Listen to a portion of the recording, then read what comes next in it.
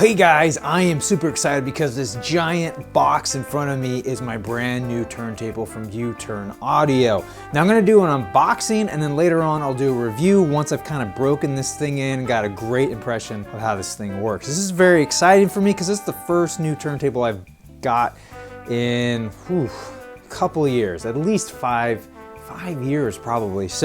And this is more of a nice player as opposed to a turntable, which I currently have an Audio-Technica LP120, which is great, plays 78s, but it doesn't look that great. This is a nice new turntable, hopefully an audiophile quality, but we'll see. But let's open this thing up first.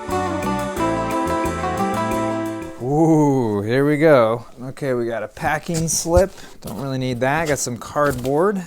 Ooh, a lot of thick, just extra thick padding. Oh wait, no, there's stuff in here. Oh, okay, cool. Let's set this aside for now.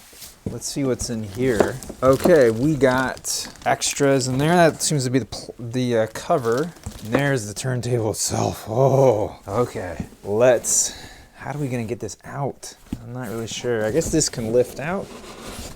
Oh yeah, just like that. This is not easy doing it in a suit, guys. Up high like this, I'm telling you. There we go. Let's get rid of this big old box.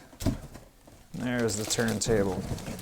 Woo, this is a beaut. Love it. I went for a solid walnut. The body of the turntable itself is solid wood, which I can't think of another record player that actually does that. So let's get this thing out of the plastic. Ooh. Oh my goodness. This is so beautiful. And it's so simple. There's not really anything to it. I opted for the non-preamped edition, so this is just your standard phono out. I do have a preamp, and I have some old amplifiers that come with phono input, so I should be okay. Wow, this is so nice. And then I guess that's the spindle. Let's take a look at this part that I set aside earlier. I opted for the upgrade of the acrylic platter. I don't know if there's a top or bottom to this. It looks like it's all one piece. I believe that just sets on there like that. That looks about right. And then it comes with a felt mat. Set that down. Now, gosh, this looks a little bent or a little twisted in here. I don't know if I'm seeing things, but yeah, that doesn't exactly look right to me. That's not, yeah, okay, so that did get a little twisted. Interesting.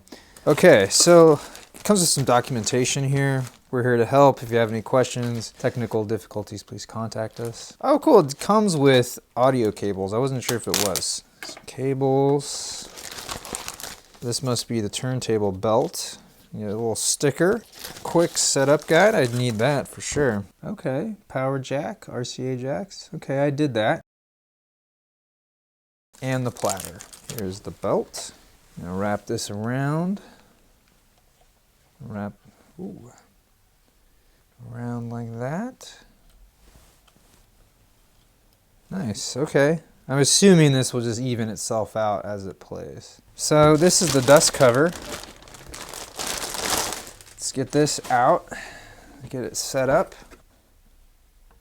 And, oh, no, it goes that way. Wow, hey, that looks sharp. Wow. Oh, that's a little, the hinges, I gotta say, are a little disappointing. They don't seem to want to, okay, you gotta find the sweet spot with the hinges. Okay, so power supply.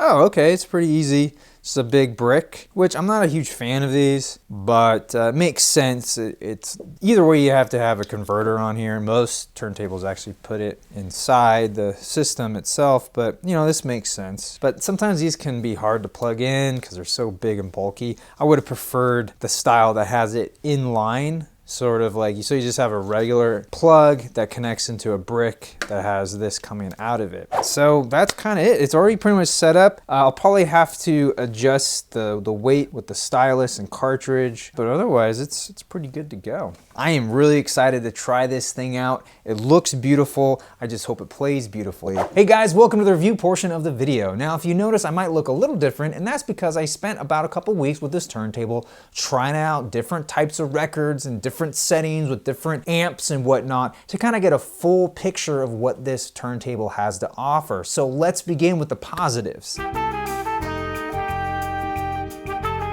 First thing, I love all the different ways you can customize this turntable. There's lots of different options, and I love the fact that they offer solid wood bases because they're the only company, at least to my knowledge, that does that. Some companies will do a veneer, but nobody does something this sleek, this low profile and solid wood, and I just find it so cool. The overall weight is nice. It's a nice hefty feel. These rubber feet are really cool. I love the design of that. This platter is an upgrade, but it's an acrylic platter. I think it's great. I love the fact that I can upgrade to different cartridges. I found this grotto to be excellent. I really had fun playing different records on it because it has this very punchy, crisp sound versus some of my, like this Shure is a little bit more mellow along with my Audio Technica. What I really like about this turntable is that it's very customizable. You can suit it to your needs. I opted not to have the built-in preamp, but some of you may want that. It's nice because it has everything you need and nothing really you don't.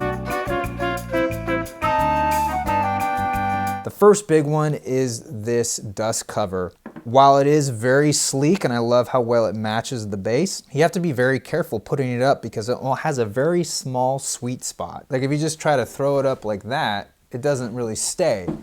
You actually have to get it almost vertically to get it to stay. And honestly, this took me a while to wear in the plastic hinges to where they had that nice sweet spot. Like if you just put it here, or if you throw it up too violently, it can rock back and slam back down, which I actually had a couple of times. I'm not a huge fan of this tone arm setup. It's adequate, it's fine. There's no adjustment for anti-skating. And I know most people don't really adjust that anyway, but apparently it has built-in anti-skating. I really don't know how well it works or doesn't. Also, I'm not a big fan of this head shell. I feel like I'm not 100% sure it's at the correct angle. It was actually a little bent when I got it. I had to loosen it up and sort of get it as flat as I could get it. This counterweight is a little janky. You loosen this top nut and then slide it forwards or backwards to get the right amount of tracking force. And I just had a hard time kind of finding the balance. And then if you go to lock it in place, just the simple act of turning that lock actually caused that to move quite a bit. So I'm not a huge fan of that. This Q lever is an option, but I think it's kind of a necessary option. And I wish they would include that in the cost. I'm not a big fan of manually dropping the needle on the record. I know it's a very handy skill if you're a DJ, but I think as a casual listener,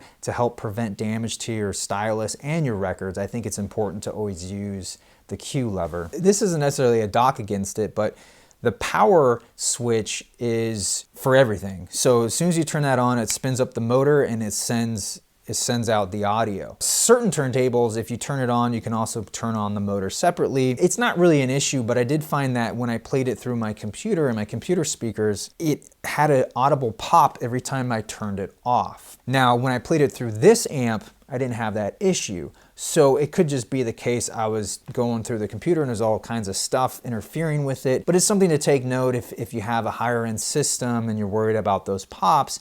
This could be an issue. I'm not really sure how you skate around that. And again, like I said, it was kind of an isolated case with my computer. Doesn't mean it's going to happen all the time. Another thing that isn't necessarily a knock against this turntable itself, but exposed belt turntables in general might have this issue. This is the first time I've played with one, but switching between 33 and 45 is kind of a hassle because the whole belt kind of just fell off every time I tried to do it. So not a huge deal breaker, but just keep that in mind that if you're going to be switching between 45 and 33 a lot, this might not be the most ideal setup.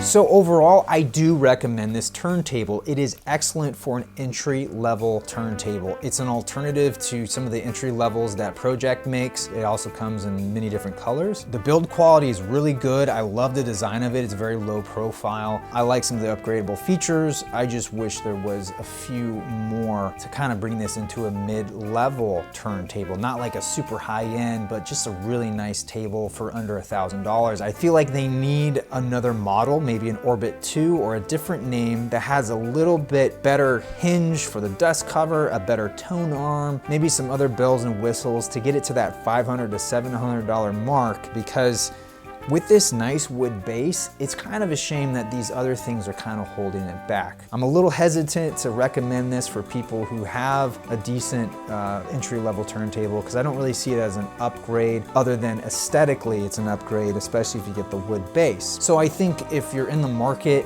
for a turntable and you want to spend less than $300, I would definitely check out U-Turn Audio.